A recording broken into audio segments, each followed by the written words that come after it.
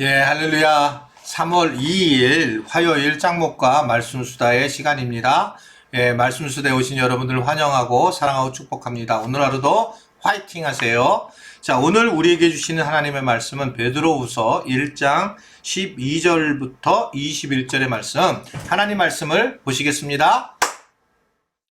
이러므로 너희가 이것을 알고 이미 있는 진리에 섰으나 내가 항상 너희로 생각하게 하려 하노라. 내가 이 장막에 있을 동안에 너희를 일깨워 생각하게 함이 옳은 줄로 여기노니 이는 우리 주 예수 그리스도께서 내게 지시하신 것 같이 나도 이 장막을 벗어날 것이 임박한 줄을 알미라. 내가 힘써 너희로 하여금 나의 떠난 후에라도 필요할 때는 이런 것을 생각나게 하려 하노라. 우리 주 예수 그리스도의 능력과 강림하심을 너희에게 알게 한 것이 공교에 만든 이야기를 쫓은 것이 아니요 우리는 그의 크신 위엄을 친히 본 자라. 지극히 큰 영광 중에서 이러한 소리가 그에게 나기를 이는 내 사랑하는 아들이요 내 기뻐하는 자라 하실 때에 저가 하나님 아버지께 존귀와 영광을 받으셨느니라. 이 소리는 우리가 저와 함께 거룩한 산에 있을 때에 하늘로서 나옴을 들은 것이라. 또 우리에게 더 확실한 예언이 있어 어두운데 비치는 등불과 같으니 날이 새어 샛별이 너희 마음에 떠오르기까지 너희가 이것을 주의하는 것이 가하니라. 먼저 할 것은 경의 모든 예언은 사사로이 풀 것이 아니니 예언은 언제든지 사람의 뜻으로 낸 것이 아니요 오직 성령의 감동하심을 입은 사람들이 하나님께 받아 말한 것임이니라. 오늘 말씀을 보면 어제 이제 믿음에 대해서 우리가 예수님을 닮아가며 살아가는 게 중요하다라고 하는 것을 이제 말씀을 하고 있었습니다. 그래서 그 믿음은 우리 주님을 바라보는 것이다 라고 하는 것을 이야기를 하고 있죠. 그래서 오늘 베드로는 그가 이제 죽음에 대한 이야기를 하면서 죽기 전에 하는 말이 꼭 기억해야 될 게 있다라고 하는 것을 강조하는 거죠. 사람이 죽게 되는 상황에서 중요한 것들을 얘기할 거 아니에요? 근데 베드로가 그것에 대한 강조를 하고 있는 걸 볼 수 있습니다. 오늘 말씀을 보게 되면 세상에서는 계속 우리를 힘들게 하는 일들이 많이 있을 텐데 그때에 그 조금이나 흔들림이 없이 살아가는 것이 매우 중요하다라는 것들을 이야기를 하고 있어요. 의심과 흔들림. 그러니까 이제 결국은 이런 것들 때문에 어떻든 믿음에 대한 것을 잃어버리는 경우를 생각한다는 거죠. 지금 계속 나오는 부분은 현재 그 조사가 청년들이 앞으로 그 교회를 떠날 가능성을 3분의 1 이상이 떠날 거다라고 이렇게 얘기를 하고 있어요. 저는 이제 뭐 그럴 수는 있다고 보여지는데 나는 그렇게 생각해요. 교회를 과연 떠날 수 있을까? 그러니까 성경을 좀 제대로 알고 하나님을 알게 되고 믿음에 대해서 알게 되면 교회에 대해서 부정적인 이야기를 한다고 해서 상황이 그렇다고 해서 예수님을 만난 사람들이 교회를 그렇게 쉽게 떠날 수 있을까? 사실은 그 떠나는 사람들은 아직 교회를, 즉 예수님을 잘 모르는 게 아닐까? 도리어 이제 그렇게 생각한다는 겁니다. 사람이 많은 기독교인이 많는다고 그것이 바른 종교라고 저는 생각하지 않아요. 진짜 우리 주님을 만나는 것이 얼마나 중요한가? 근데 문제는 우리 주님을 어떤 주님을 만나냐는 거예요.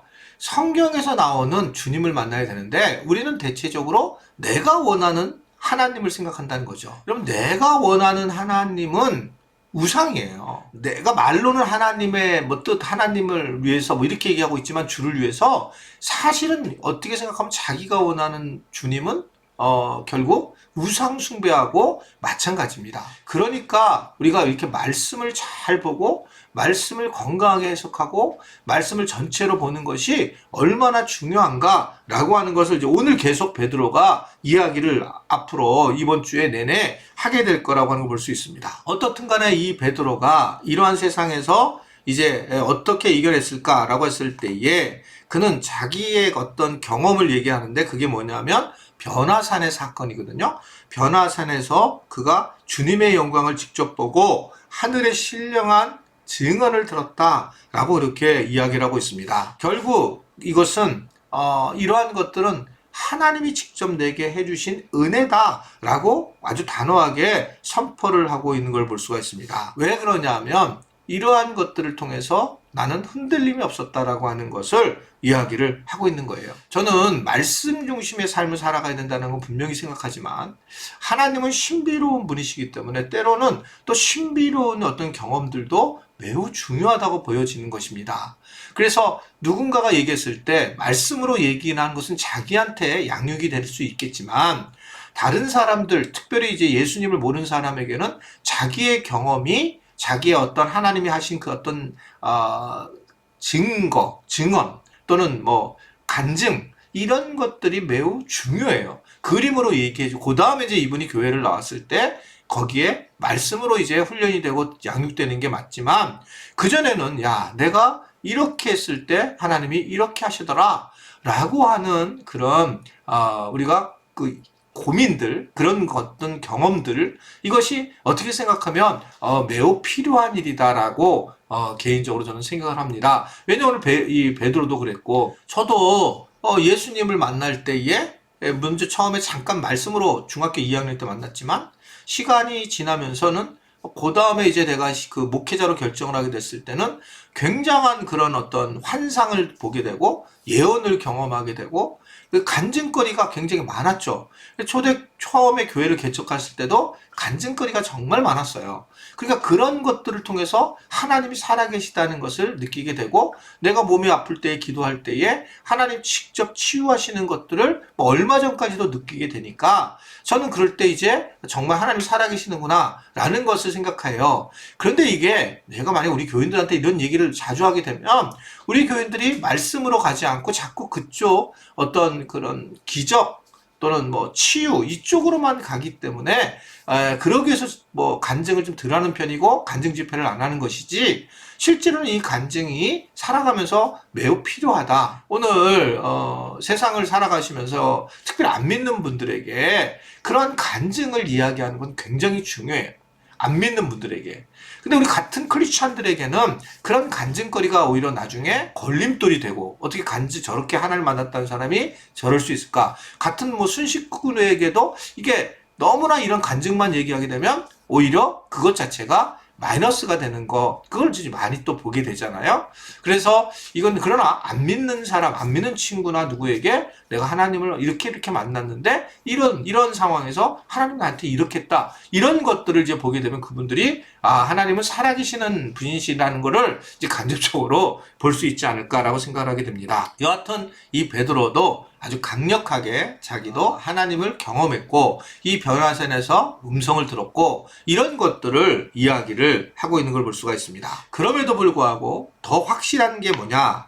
이 베드로가 얘기하는 것은 20절과 21절의 말씀이 바로 메인 말씀인데, 결국 더 확실한 게 무엇인가라고 할 때에 성경의 모든 예언은 사사로이 풀 것이 아니고 사람의 뜻으로 낸 것이 아니라 오직 하나님, 즉 성령의 강동하심을 받은 하나님께서 말한 것이다 라고 그렇게 말씀을 하고 있습니다. 베드로는 그래서 결국 그러나 말씀을 사랑하고 말씀에서 서야 된다라는 것을 이야기를 하고 있는 거죠.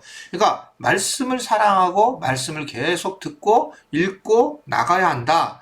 그래서 그러나 이 성경에 대한 이 말씀을 우리가 할 때에 이게 무슨 뭐 제비뽑기 뜻 하는 것이 아니라 이 말씀이 앞뒤로 어떻게 됐는지 그것에 대해서 중요한 말씀으로 풀어야지 그냥 풀어서는 안 된다라고 하는 것을 이야기하고 있는 겁니다. 제가 이제 지금 이제 저거 하잖아요. 그 우리 순장들 모임을 만나게 될 때 하나님의 말씀을 이렇게 풀어주는 과정에서 올해 이 가정해 주신 말씀을 보게 되면 그 말씀만을 보면 안 됩니다. 그래서 제가 그 말씀의 앞뒤의 본문의 배경들을 이야기를 하고 그것을 따라서 이 말씀이 어떤 말씀인가 라고 하는 걸 얘기한다는 거죠. 그러니까 무조건 축복하는 말이라는 게 좋은 것도 아니고 또 무조건 뭐 겸손하라는 말도 중요한 것이 아니라 앞뒤의 상황을 보게 될 때에 그 가정해 주시는 중요한 메시지가 있다라고 그렇게 생각을 하게 되는 거예요.